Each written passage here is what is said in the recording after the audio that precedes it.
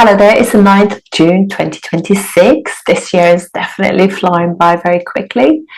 This video is going to be about the upcoming new moon on the 15th of June 2026.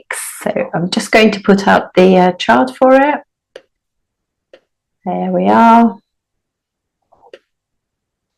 So this is occurring, actually it's going to occur in both Sidereal Taurus and going into the Sidereal Gemini too, just because this very last part of Taurus is where it actually starts from. So it's an interesting one because moon is strong in this sign, sun is not very strong. So this new moon is all about planting seeds and really sitting on that, getting the information. So it's very poignant that this is happening in the last bits of Mrigashira. Well, I should say Taurus and Mrigashira. Mrigashira is searching. So the seed that we are planting is seeking information. When we're going to Gemini, where Mrigashira goes into as well, it's all about finding, seeking the essence, the seed of what we want to plant, which actually this new moon is going to be an interesting one because it will be it will be basically occurring in partially in Mercury's sign Gemini, which is the information we need in order to put together plans and strategies and goals in order to fulfill them for the remainder. So it's like goal setting for the next 6 months, I would say. And Mercury itself will go around about the 30th. It will go retrograde until the 28th of July. And so it's not really an actioning one.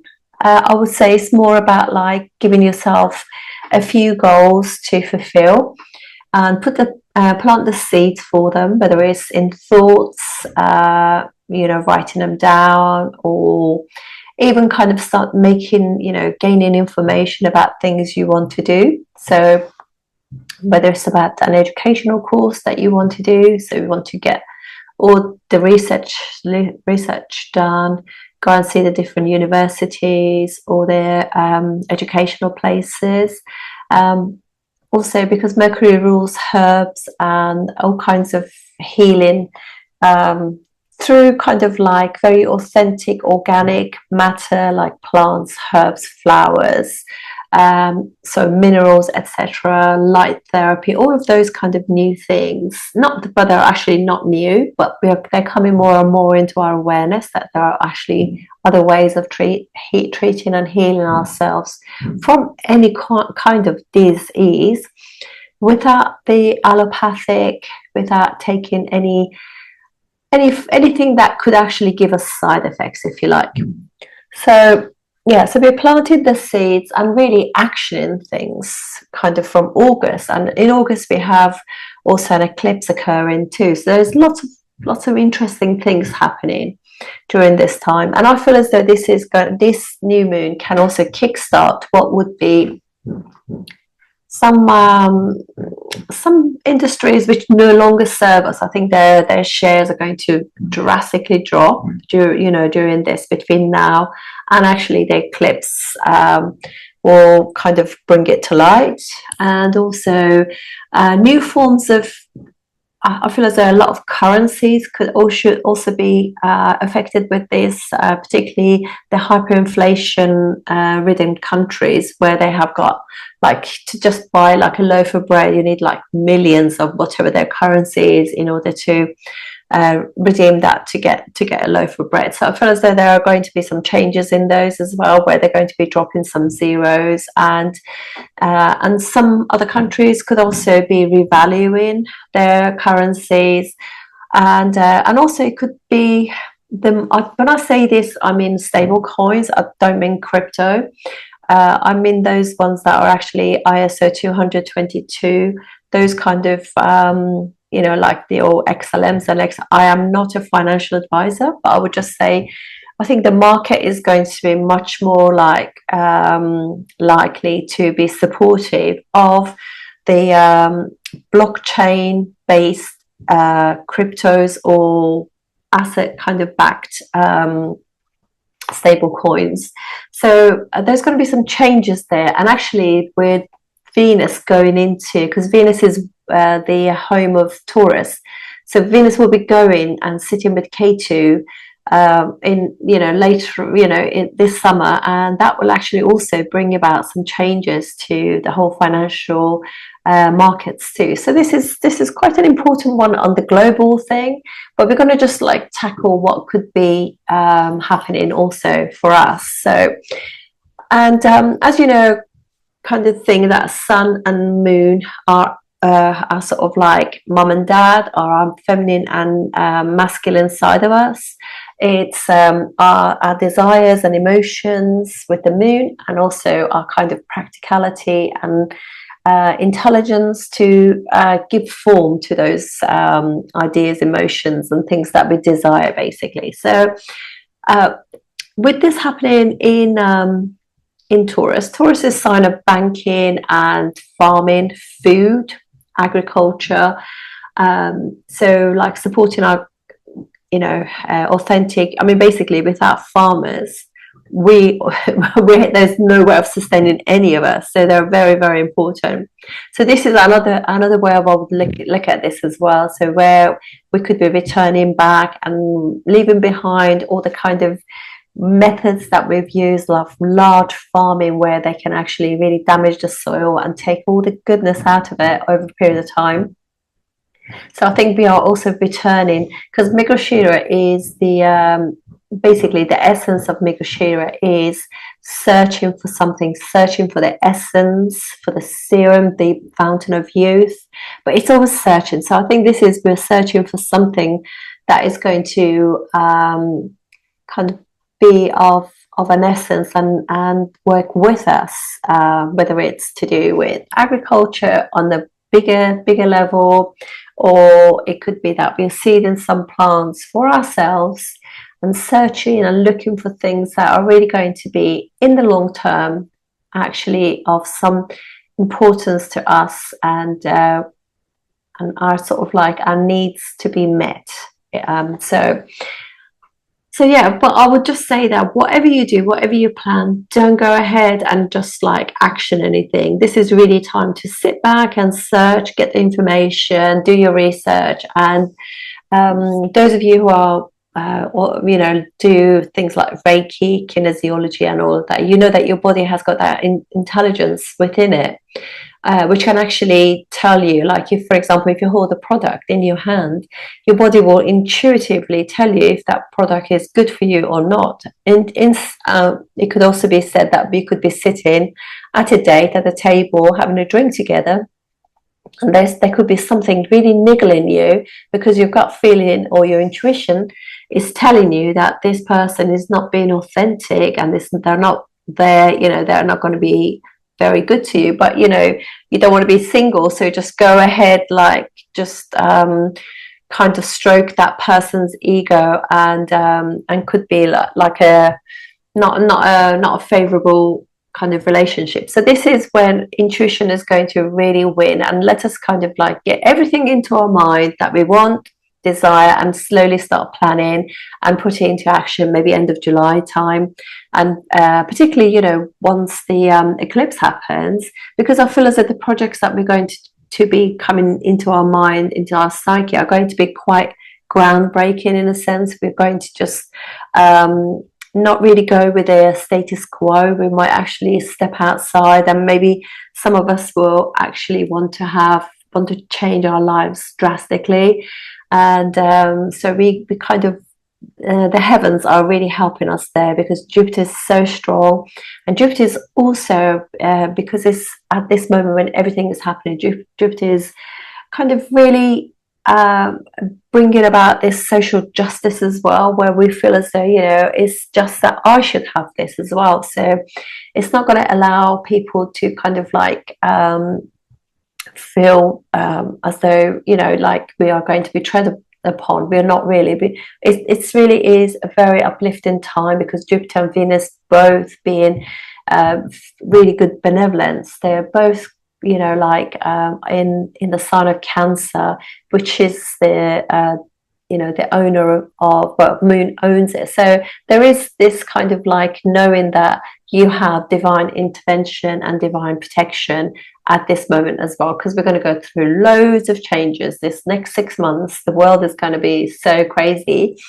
and then we're going to have disclosures about things like the aliens and UAPs, UFOs, all that kind of stuff is going to come to our awareness. Things that have been going on for decades upon decades, maybe even longer, but they have actually been totally kept aside and not told us anything. So they've just been disclosing things through movies, really. Most of the movies we've ever watched, they've all been disclosures, but they've been soft disclosures. So it's like we always think, oh my goodness, these directors have got such such imagination, but really is actually they are being told to disclose this. So eventually, when things start to happen rapidly, we will know that, oh yeah, this reminds me of that Battlestar Galactica or something like this, or that thing that happened, you know, like the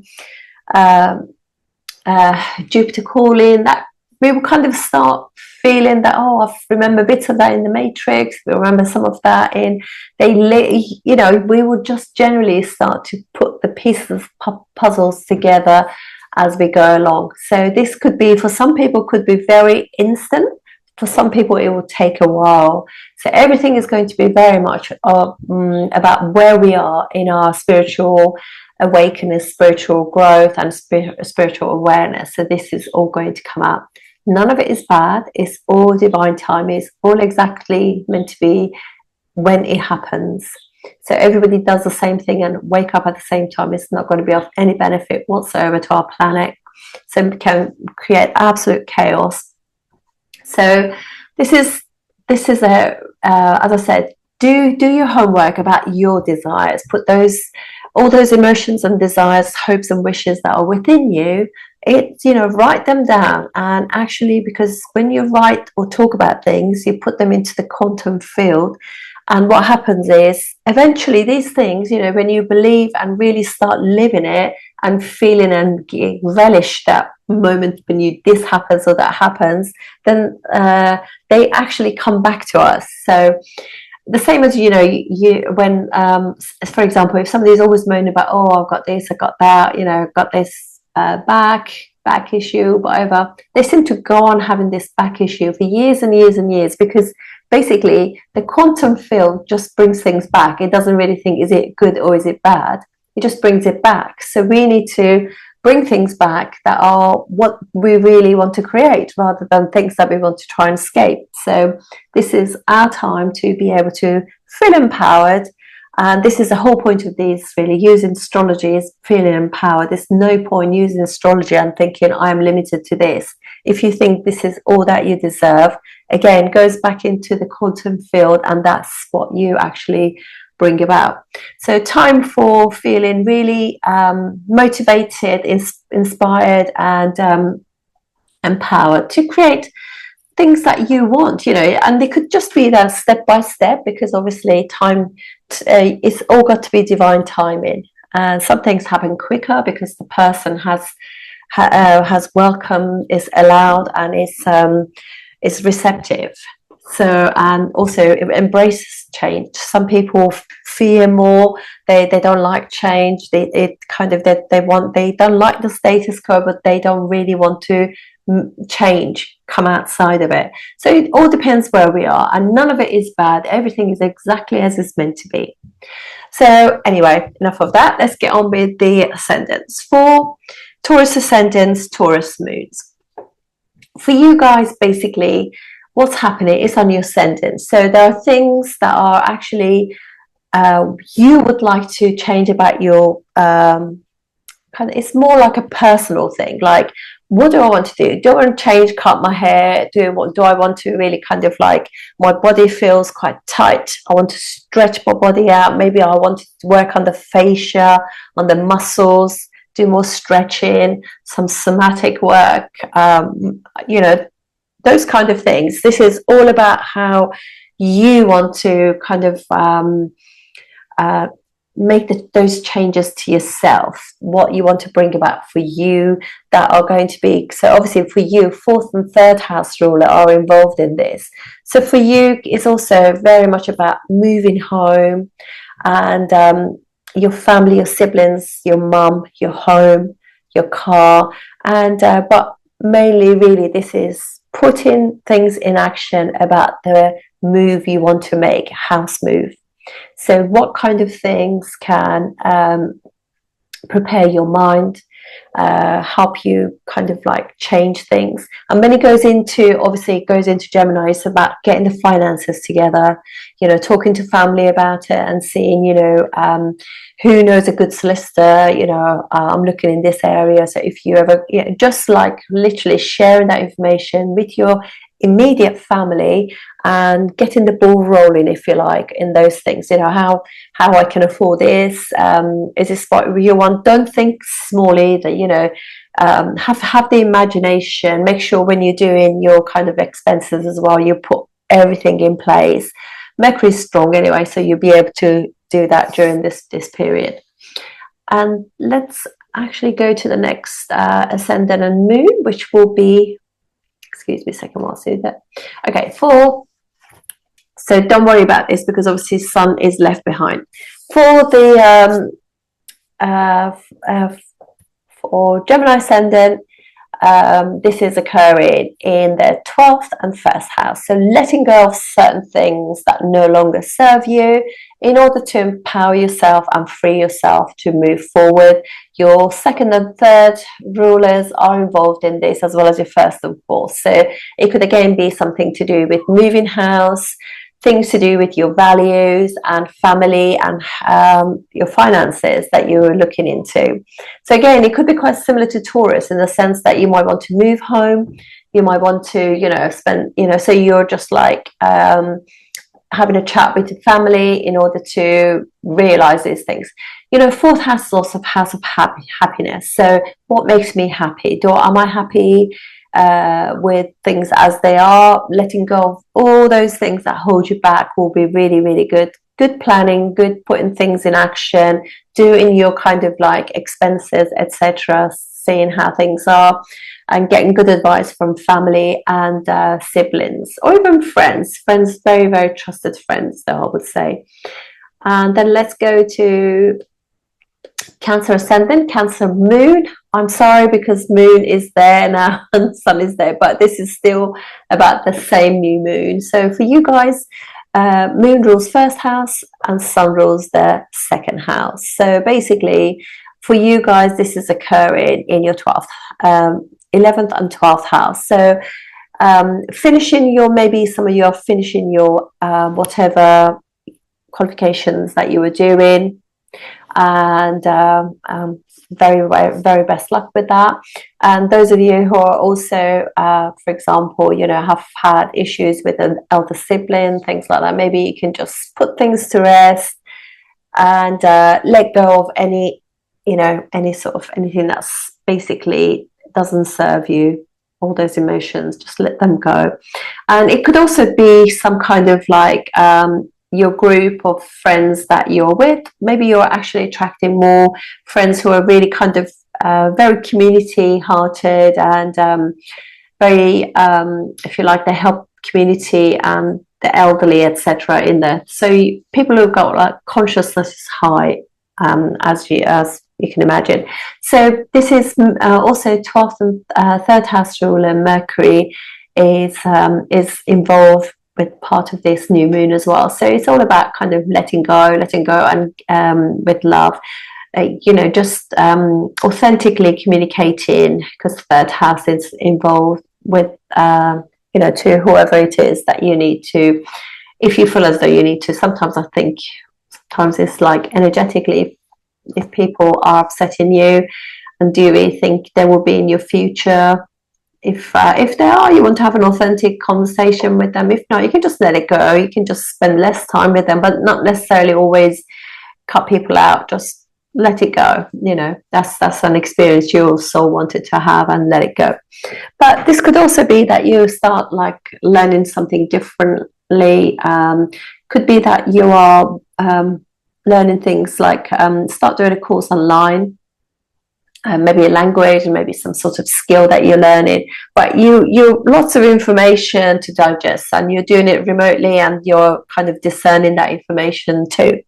So yeah, so a lot could also be that there are some expenses going on, because second house ruler is kind of like there too, because I mean basically his sun goes the next day into the sign of 12th house for you. So there could be some expenses occurring regarding like maybe your travel, or you're putting that money into some kind of course, workshop, or something that you're doing. But that kind of thing could be very much, but whatever it is, it's going to be, there's going to be some expenses there. But all in all, you know, you've got like a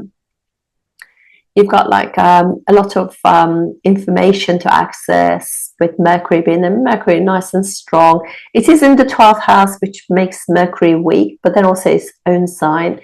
And because you guys have got Jupiter on your ascendant, Jupiter does really well in the first house. Jupiter and Mercury, excellent, give them massive focus. And even though it rules your 6th house, it just means that you can intelligently navigate through everything anyway. And whatever happens, I just think Jupiter is hugely benevolent in kind of in transit. And also, you know, like it rules the 12th house of natural zodiac as well. So basically during this time you literally are like a guiding people with this amazing light that you bring into everything. So all in all, I think you'll be surprised how good this could be navigated. So let's go to the next one, which is next ascendant is Leo ascendant. For Leo ascendant, this is occurring in the 10th and 11th house. Sun and moon start in Taurus in the 10th, and then they go into the 11th house. So basically, those things that you put into action in your work also bring about like bring about gains, and maybe also some expenses too, because moon is there. But what that expense will make you feel good, and there's like a start of new kind of cycle of basically you will find that the people that you're attracting, they're just big-hearted, you know, your networks will increase, but they're just people who have got like, you've got a lot in common with, you really enjoy spending time with them. And okay, so they could be, you know, they could cause some expenses to be in some of these networks and do things with them, but you'll really enjoy it because they also have elevate you in work. And there's you know, some networks are really kind of supportive of you and your lifestyle, because Mercury is so strong there. You see, Mercury is like 2nd and 11th house ruler in there with those two. So although there's expenses, there's money coming in also to just support all those community and charitable things that you might do with your groups. Excuse me. Okay, so let's go to the next ascendant, which is Virgo. For Virgo ascendant, this is occurring in their 9th and 10th house. So it's like the 12th house ruler, Sun, and the 9th house, and the 11th house ruler, 11 and 12th house ruler, Sun and the Moon are actually involved in this, and also 1st and 10th house ruler, which is Mercury. So for you guys, you know, this starts off with the 9th house. So 9th house for you, it's obviously it's house of luck and opportunity and education, and also overseas travel. So it could be that basically there are recognition at work for you. You know, when you have like Sun so strong in the 10th house with the 10th house ruler, it's pretty good really. So it's also 11th house ruler. So there's like huge amount of respect, could be a promotion for some people. It could be also that some of you have to work, like you could go on a secondment. Some people could retire during this time because 12th house is involved in there as well. It could also be redundancy, but it could be something that you are looking forward to being redundant.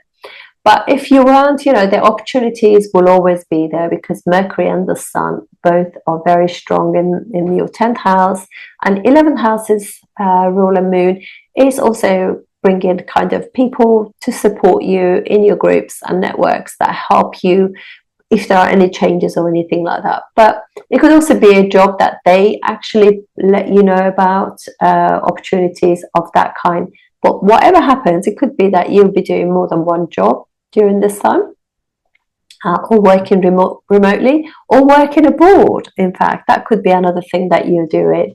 So working in laboratories, hospitals, and prisons and things like that, they're all also working in 12th house. So or could be governmental things. It could also be with everything going on. So a lot of people are applying for jobs. I noticed when I went on to the White House .org, and they had, because I wanted to know more about the alien thing going on, and you know, they're just advertising there are lots of jobs going on. So a lot of people might be applying if their jobs come into an end and you're still young. Space Force are recruiting, and I don't think it's just in America, so you might want to just delve in there, because you know, this alien things, I just think if they were bad, they have technology, they can get rid of us completely. They haven't, so obviously there is a reason, and I'm sure, like all humans, there are good ones and bad ones. So you know, it could just be that something amazing like that could be happening too. So let's go to the next ascendant. Libra ascendant. Libra ascendant, Libra moon. So for you guys, this is happening in your 8th and 9th house. So changes that bring wisdom, authenticity, and travel, luck, things like that. Could be great focus as well, can be brought in with this. So it's 8th, 9th, and 10th house, and 11th house are all involved in this. So changes in your groups, networks, change in your, like, it could be finishing whatever studies you were doing. It could also be a change at work. It could be that, you know, because 9th and 10th house rulers are involved in this, this could be a really good time for kind of ascension in your work. Maybe a promotion, something like that could be occurring for you. So yeah, but it's pretty good. There could be some changes. It could be that you let go of a position and something better comes up. So there could be something that ends, something else starts, but whatever it is, all in all, because basically 9th and 10th house rulers are involved, that's really good. 9th and 11th house, that is quite lucky too. And 8th and 12th house are also, because basically you had your so 12th house ruler there together with your like 10th house ruler and 11th house ruler. So basically there could be some changes, but all in all, it will be good. You know, it's 8th house never ever sort of just makes a change, you know, that there is a change or transformation, but they don't break any good yogas in your chart. So okay, let's go to Scorpio. Scorpio, this is for you in your 8th house. So 7th and 8th house, lots of changes, whether it's in your relationship, in your work, because 7th house also 10th from 10th. So it could have an impact on your work as well. So for you guys, this could be massive in terms of changes to your 10th house, sun, your job, and 9th house, which could be like your education, your dad, your parents, and travel also could be part of this. But it's luck, opportunities are granted to you too. And so it could be that's a relationship that you're in. It could, 8th house could mean either a breakup or change of situations, a sudden change of situation. So maybe get engaged, get married, maybe also things like you meet somebody at work suddenly, unexpectedly, or meet somebody unexpectedly through a group or something like that. But there's definitely some form of suddenness going on. In terms of your work, because your 10th house ruler is basically with 9th house ruler, so that actually in itself creates a really, really nice Raja Yoga. And also 9th house ruler is in conjunction with the 11th house ruler, so that's also a Dana Yoga, which is also very helpful. So some changes, transformations, but all in all pretty good, pretty much supported by the universe. We're going to go to Sagittarius moon, Sagittarius ascendant now. This is occurring in your 6th and 7th house, so it could be that all that hard work, etc., that you've been doing comes to an end. And this is like a bit of a relief for you, in a sense, where you just kind of realize, oh, you know, I've put a lot of effort in and worked hard, and there could be kind of opportunities happening with you, with your work. For you, your 9th and 8th house ruler are involved in this, sun and the moon, obviously. And it also is all to do with your 7th and 10th house. So it could be a bit of a roller coaster for you guys. A lot of changes, in the sense that you could suddenly meet somebody at work. You could suddenly change job and meet somebody at work. It could be that through basically your kind of family or something like that. You could meet somebody. But yeah, so there could be lots of changes. Or it could also be that you know, like, for example, you just embrace the changes and everything suddenly starts falling into place with new job, new opportunities, lots of luck, which 9th house can bring. So all in all, before you know it, all of a sudden there's like a domino effect, and there's one change and then another, which are all going to be very, very happy times for you. So embracing changes, really.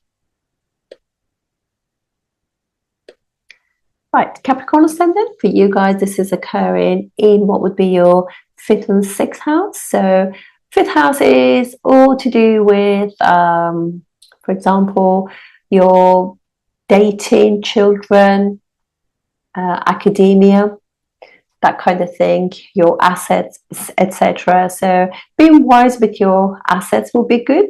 But this for you is basically bringing about your 7th and 8th house ruler into the 6th house.